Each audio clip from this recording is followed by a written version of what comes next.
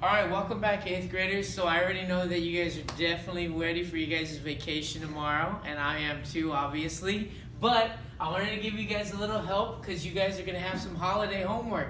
You can thank me later.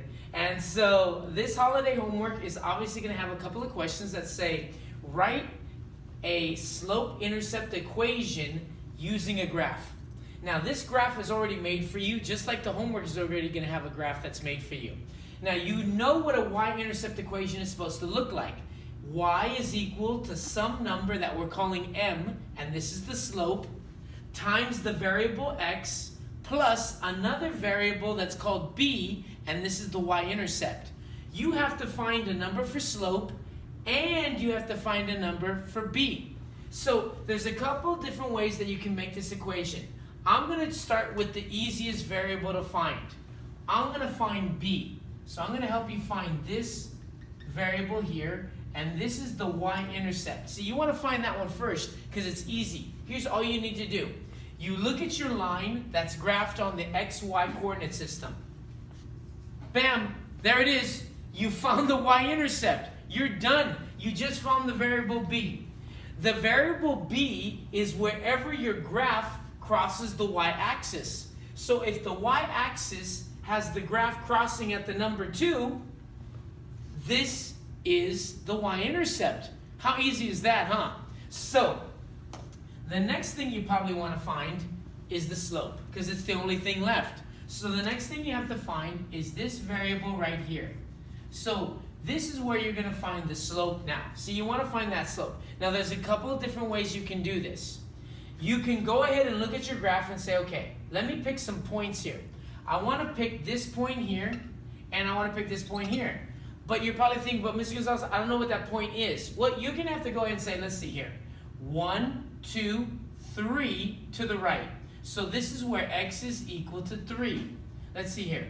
Count down 1, 2, 3, 4 down. You can line it up in here, and you can see this is where y is equal to -4.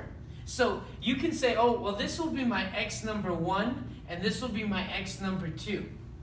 I'm sorry, don't go ahead and make that mistake. This will be your y number 1. Now, a lot of people will say, okay, Mr. Gonzalez, but in order to use this equation that we've learned, which is m is equal to y2 take away y1 divided by x2 take away x1. I'm going to need a second point. Well, see, I always like to use this one. I like to use the y-intercept. This is where x is equal to, right here in the middle, 0. And you already knew what y was equal to. Y was equal to 2 because you count up 1, 2. Well, see, this is going to be your x number 2, and this is going to be your y number 2. This is your second coordinate point, and this is your first one. So here's all you need to do. You take your y number 2 and you put 2 here. So you put 2 right here. You take your y number 1 and you put a minus sign in front of y number 1. So you say minus -4. Now you take your x number 2. Well, that's 0. So I'm going to take my 0. And I'm going to put a minus sign and put this right here, this 3 right there, because that's x number 1. So I just put my 3 right there. Well, this is going to tell me that the slope is equal to a denominator of 0 take away 3. Well, that's -3. Now, here's where you have to remember your rules for subtracting a negative number. Whenever you subtract a negative number, it's like putting 2 plus 4. Well, 2 plus 4 is equal to 6. And 6 divided by -3, this is going to give you that the slope is equal to -2. So here's what you can do right now. You can take your y-intercept and you can put 2 right here. You could take your slope and you can put your -2 right here. And that's your equation in slope-intercept form. But before you guys log off, I want to show you how we were doing it in our class when we didn't have this equation. See, we used to find this slope by making a right triangle.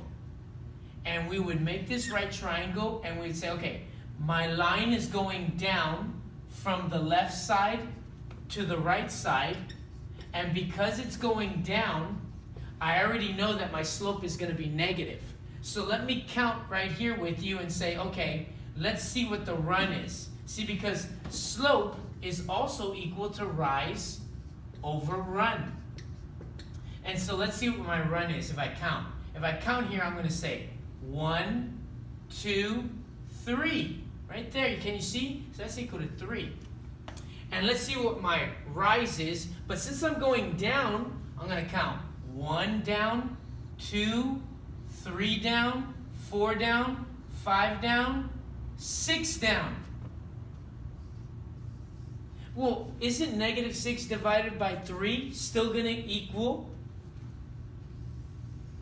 negative 2? Of course it is. And so if you forget this equation, and of course I'd like you guys to learn this equation for high school, you can still use the rise over run triangle. Well, this should help you for your homework over the break. Take care.